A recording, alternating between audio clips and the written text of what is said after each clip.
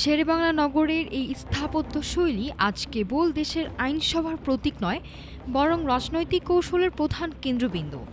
৫ August পরবর্তী পরিবর্তিত প্রেক্ষাপটে গঠিত নতুন সরকারের পথ চলা যখন নানামুখী চ্যালেঞ্জের মুখে, ঠিক তখনই সংসদ ভবনে ৯৩২ নম্বর কক্ষে ডাক পড়েছে এক বিশেষ সভার। সংসদ নেতা ও প্রধানমন্ত্রী তারেক রহমানের সভাপতিত্বে আজ বসছে সরকারি দলের সংসদীয় কমিটির এই গুরুত্বপূর্ণ সভা। দুপুর ২:৩০টায় পশ্চিম ব্লকের লেভেল 9-এ জামায়াত হবেন সব সরকারদলীয় সংসদ সদস্য।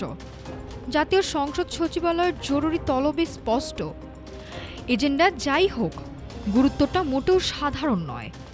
রাজনৈতিক মহলে জল্পনা, সমসাময়িক উত্তাল রাজপথ, সংবিধান সংস্কার কিংবা আসন্ন বাজেট, যে কোনো বড় সিদ্ধান্ত গ্রহণের আগে দলের অভ্যন্তরীণ ঐক্য আর কৌশল ঝালিয়ে নিতেই এই আয়োজন।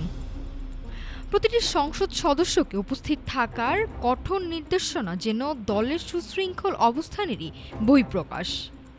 প্রধানমন্ত্রী তার সংসদীয় দলের সদস্যদের কী বার্তা দেবেন, তা জানতেই এখন নজর রাজনৈতিক বিশ্লেষকদের।